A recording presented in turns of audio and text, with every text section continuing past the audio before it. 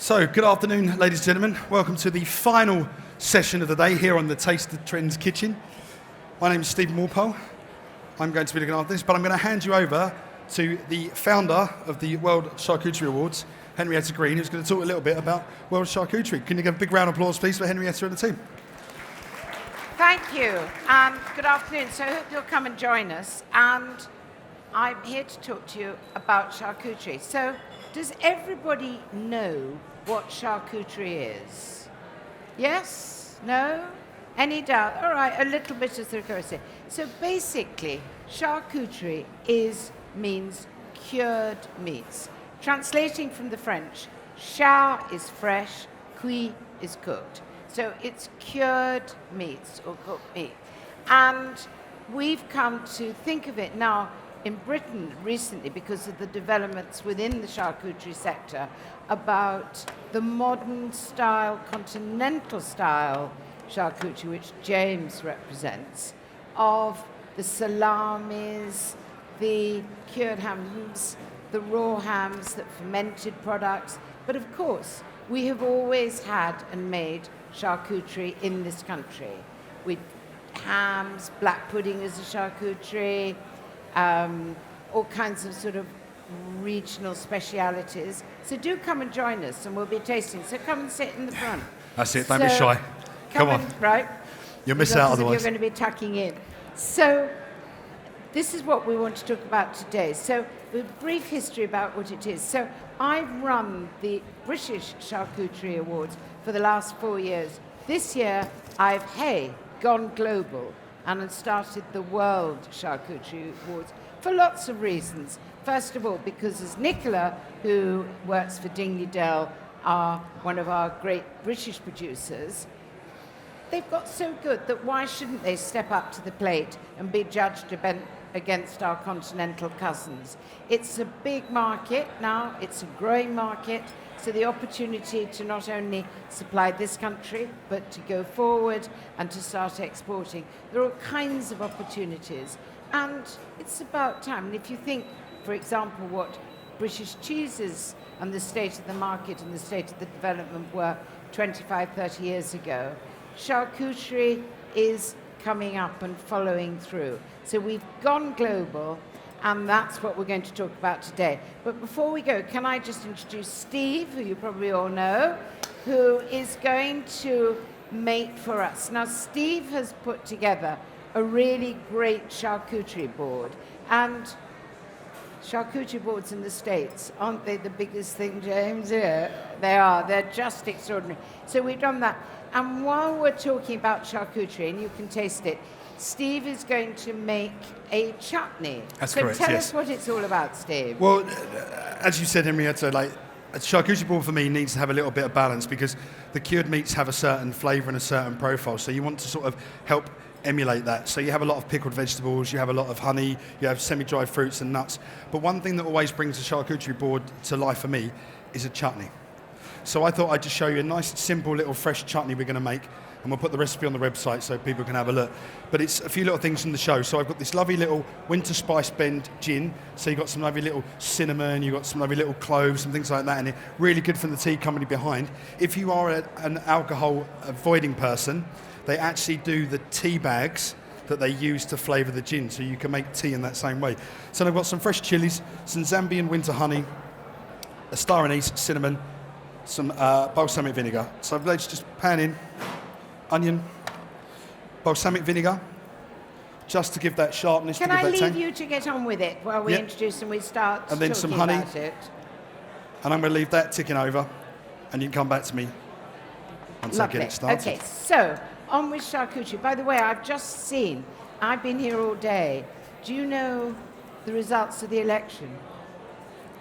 Yeah, I've just got it on my... Well, I don't suppose it came as a surprise. We cover everything, food and politics. How good are you, Henrietta? So that's amazing. Well, let's see what she does anyhow. Well, there we go. So Liz Truss is our new Prime Minister, for anybody who hadn't heard. Right, anyhow, let's get on with charcuterie. So while Steve is cooking the chutney, I'd like to introduce you to my guests. On my left is Nicola Chandler from Dingley Dell Charcuterie. who won seriously good awards at last year's, before we went global, for the British Charcuterie Live Awards.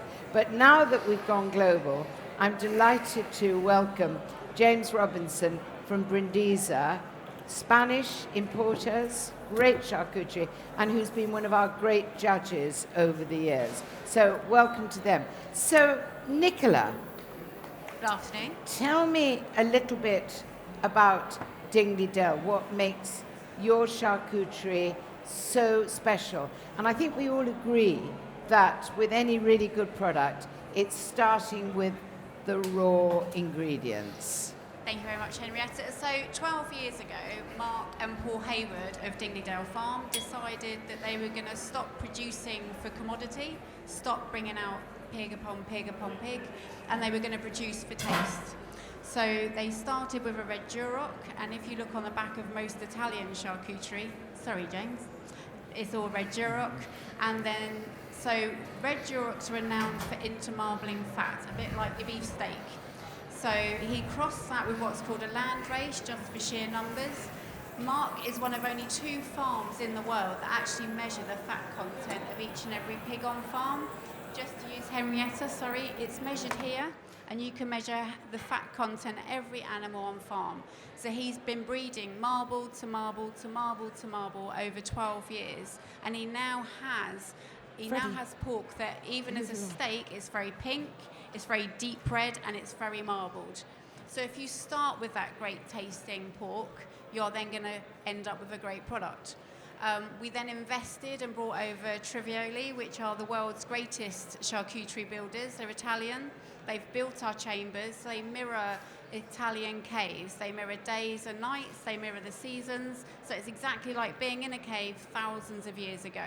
It's a very slow process. It takes the water out, it softens it. It takes the water out, it softens it. So the charcuterie can start from 10 days up to 45, depending what part of the animal. We don't say that would be 3 weeks. We work on positive release. So it's when the water level and the taste is right that we then release that into the market. So, James, you don't actually produce yourself, do you? No. But you import. And a lot is talked about the specific Spanish breeds, the black. Can you tell us a little bit about that and the breeds that Brindisa sort of work with and how important you think they are? Yeah, you've probably all heard of Iberico pigs. They're a unique breed from Spain. What it actually is about a 3,500 year old crossbreed between a Mediterranean wild boar and a domesticated pig that was brought to Spain by the Phoenicians when they were establishing colonies. And at the time, there were no domesticated pigs in Spain. It was mostly, certainly in the southwest, primal forest. So they brought livestock with them to make sure that they would have a source of food for the foreseeable future. And the wild boar got amongst them, and nature took its course, and they created essentially this crossbred race that is now known as the Iberico or the Iberian pig. And this essentially has continued for subsequently over 3,000 plus years.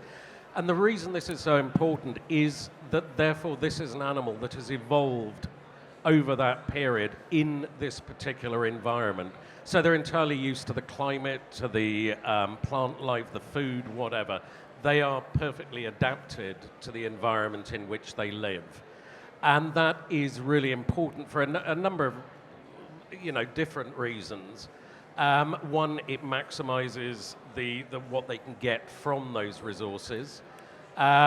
Two, for instance, you have an animal that can be outdoors summer to winter all year round, sub-zero temperatures in winter, 40 degrees plus in summer.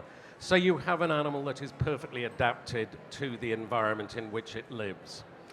Other than that, the Spanish love pork. They produce, I think, more cured pork than any other, certainly European country. But for this, they will use what are thought of as general domesticated white animals. They might be landrace, Jersey, large white. There are a whole number of different domesticated white pig breeds, which are also used, depending on, how much fat you want, whether you want ones that can produce, as it were, 12 piglets rather than 8 or whatever. There are reasons why these breeds are crossbred to produce new breeds, and those are most widely used in Spain. So you both agree that when you're making a good piece of charcuterie, whatever the type, that breed is important. What about feed, James? Feed is obviously important. Ideally, natural fed animals, one feels develop better.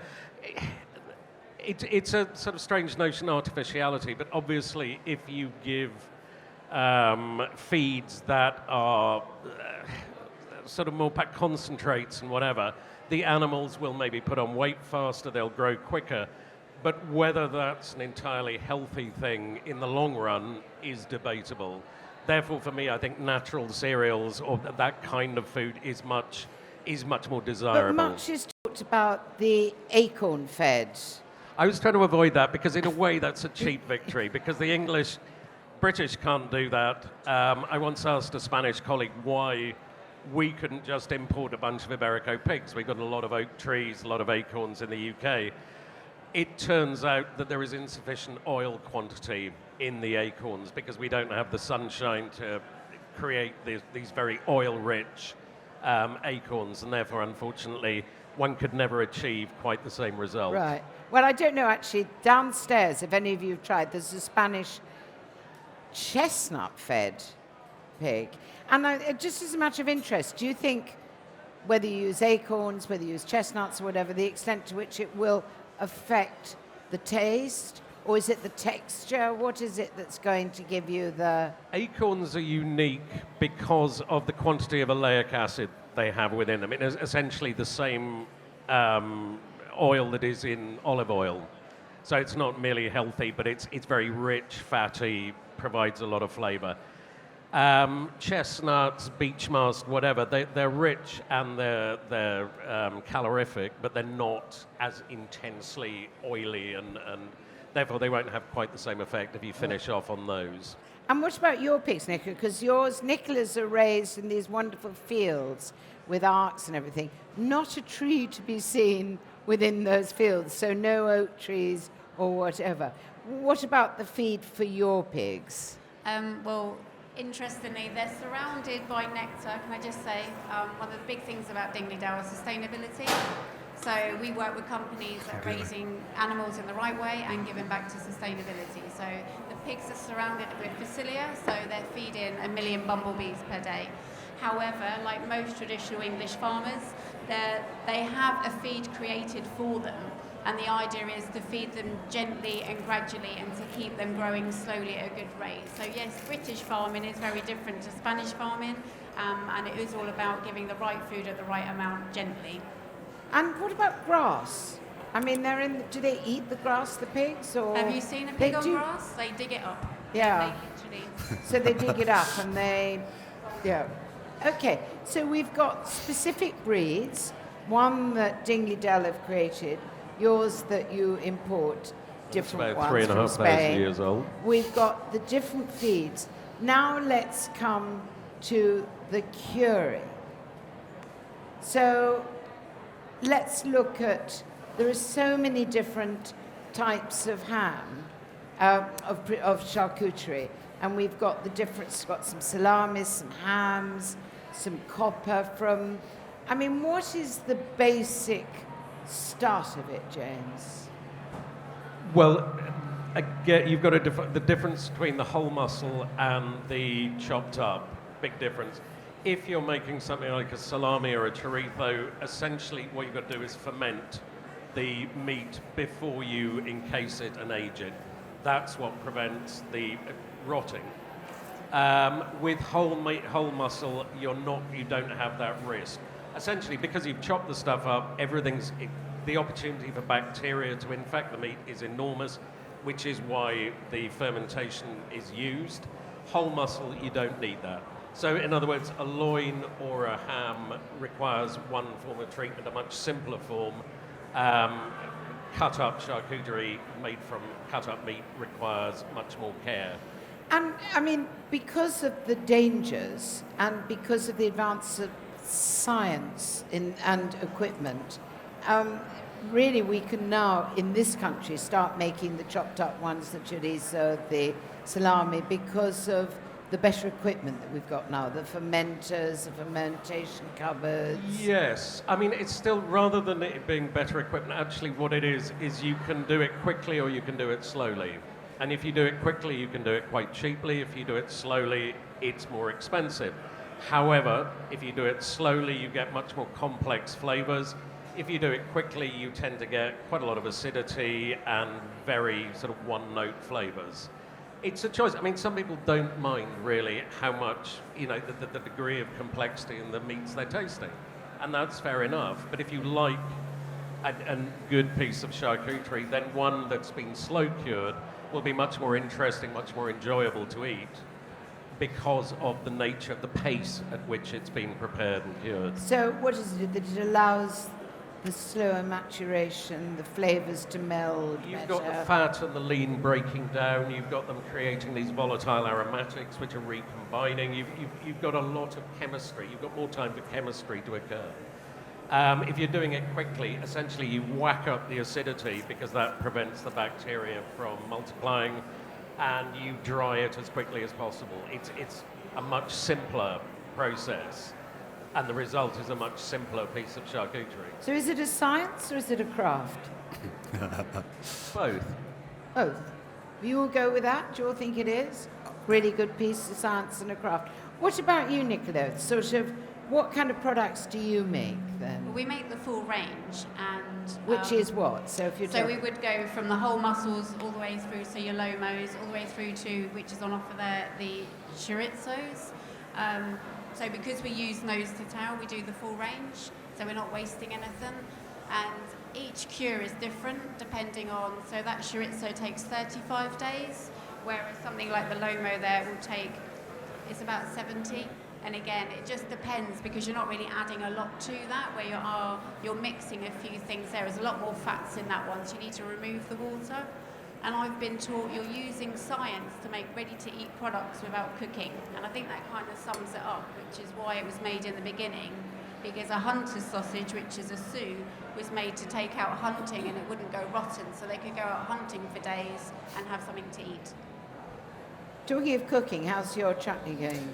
Yeah, sorry, I was intrigued to listen because as a chef, you always sort of never understand sometimes the pre-process to it, so understanding about the feed and stuff. I know food has come on a long way, but for me it's interesting. So yes, it's going well.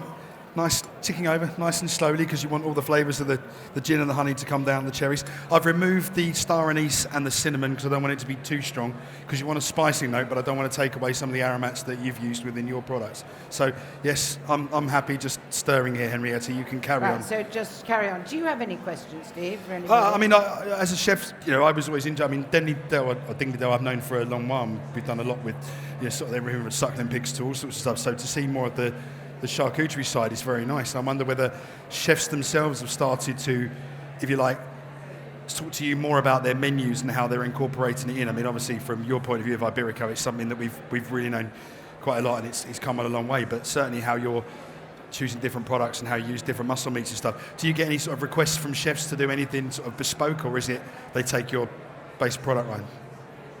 I think this one for Nicola, because as Henrietta said, we don't actually produce. I mean, we can look to source, but I think probably Nicola's more like to get asked. So we decided to stick with traditional Italian flavours. There are a lot of different flavour types of charcuterie that you can get, but we wanted it, if they've been doing it so well for thousands of years, let's stick to what everybody likes and everybody knows. And also, we just want to enhance the flavour of Dingley Dell, not naturally change it. I think the fanciest one we don't do is fennel, but that's really, really nice. Yeah. Most of the chefs are becoming more and more aware of English charcuterie, whereas before they were not so keen on it. Brexit's helped because it's quite a lot harder to get now. And I think as well, a lot of people are not just wanting meat, they want something raised the right way. So you don't want to feel guilty about it. You know, we're very keen on ensuring people understand even the chambers themselves are powered by a biomass burner, and chefs want to know that. When I first started my job, it was just like, what's the next best steak? And now they're asking for a lot more. But Henrietta, don't you think there's more of a trend of wine bars with cheese and wines and charcuteries now yes, than I ever mean, before? we're certainly eating a lot more charcuterie, but what I actually also find very interesting, and I don't know whether either of you or you, Steve, have, is this idea of having said that we used to make our own charcuterie, we have a tradition of it, the cured hams, the Lincolnshire chines, the Bath chaps, etc., our own traditional products. And now a lot of the new producers who've sprung up are making it very much in the continental style of either whole muscle or fermentation, but the salamis, the coppers, the this, the that. What I'm very interested in is looking at to see whether there is an area in which the British producers can make it their own, using British-based, so like cider maybe instead of red wine, or... I think undoubtedly this is true. It's a kind of glass half empty, glass half full thing. In Europe, there is a much stronger feeling that there is a particular way of making things. And they will often have spent hundreds, possibly thousands of years in perfecting this year after year after year, looking to make the same thing and therefore achieving a very high degree of skill in making a particular thing. The downside, arguably, is that they therefore will often think that there is only one way that this particular product should be. In the UK, the consumer, because we have no history of making these types of charcuterie, people are much more broad-minded, shall we say. It's probably a polite, somebody in Spain would say they don't have a clue what it's meant to taste like. But the better way of looking at it is that we are prepared to try new things, try innovations, try putting something non-standard into. Well, we have a very good example there, actually, and probably we should start tasting. That's a good idea. That... We'll lose the rest of the audience. Yes, We don't. I think so. That's Somerset Charcuterie, which is another company, Thank you. and they use a lot of sort of local produce, and actually, believe it or not, use quite a lot of cheese in their salamis and everything. So how do we Steve? How do we taste? Do everybody just put the well, boards? I tell you what I got for you. I got some little plates outside. Right. 1 second. So let's. So if I grab some little plates. Are you all ready? So why don't you start with your ham? grab me Tell some, yeah. everybody. So first we're going to try your ham, yes? Plastic square ones. Okay, so if one is being accurate, this underneath. is jamón de bellota 75% ibérico. It is an acorn-fattened Iberico pig with one non-Iberico Perfect. grandparent. But the important thing, the two words that are really important are Iberico and bellota. Iberico is the breed, this indigenous breed of pig. Bellota means acorn. So this is an acorn-fattened pig. And they don't live on acorns all their life. They go through a period of 10 to 12 weeks on what's called the montanera, which happens when the acorns are falling from the oak trees in the southwest of Spain. The lucky animals chosen to do this will spend 10 to 12 weeks, the last 10 to 12 weeks of their life, fattening up on the acorns, free-ranging, foraging for the nuts, and they will eat about 7 or 8 kilos a day. They will put on about 1 kilo of body weight per day. And this is almost all in the form of fat, acorn fat, which is, as I said, exactly the same as olive oil, chemically. And therefore you can eat this both enjoying the richness and knowing Yes, that it's actually doing your heart good. I feel guilty, but I can't wait. Having fattened up, they're slaughtered, and this one is cured for a minimum of 3 years. And again, this long cure Yes. creates complexity and intensity Sorry. and makes for a fascinating bit of meat. Okay, so here it is. While you tell us what we should be looking for, how we should taste this. And so come and help Yeah, I think- yourself for... There's just a lot of feedback on this microphone. What's the best?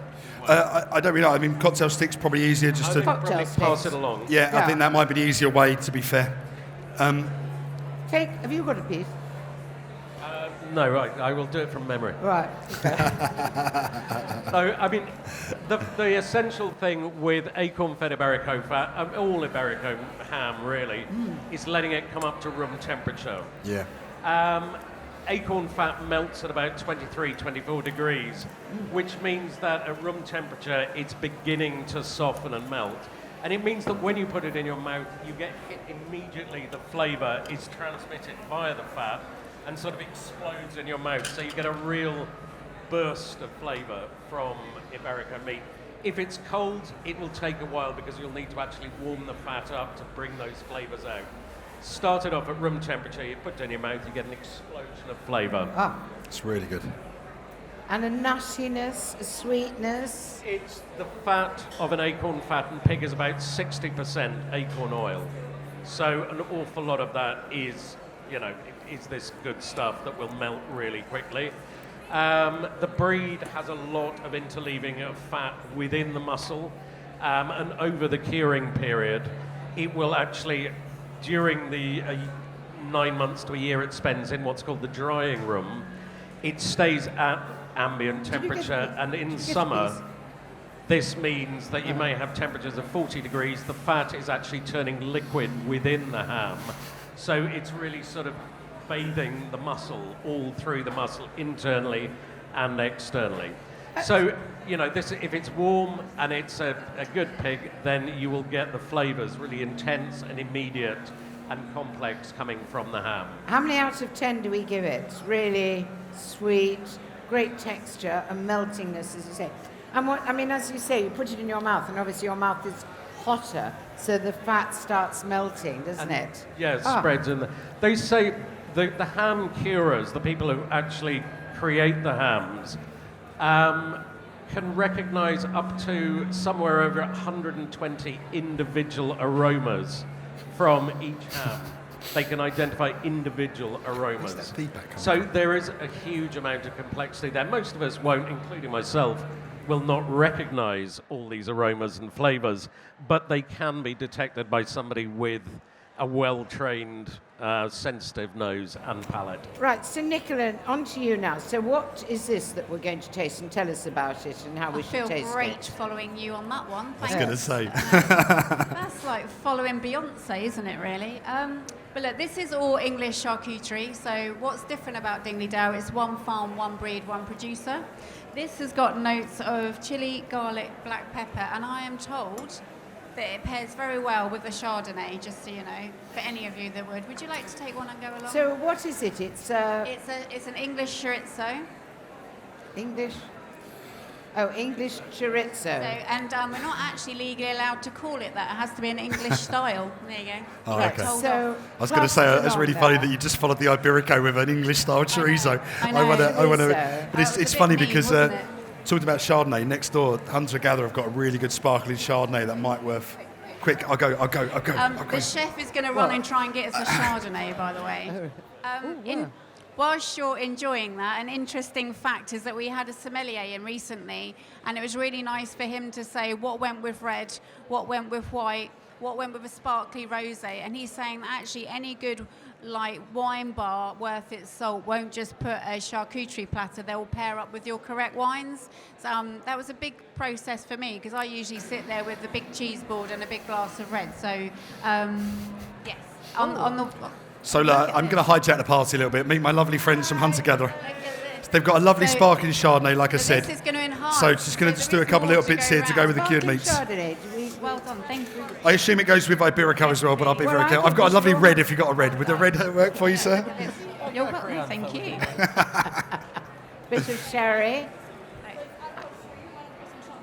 I can see this is beginning to break up. This is session. now my favourite demo. Has anybody This got is any amazing. questions about charcuterie If you, before? you'll actually get the notes still. If anybody wants to, Has anybody got any questions about charcuterie that they want to know about?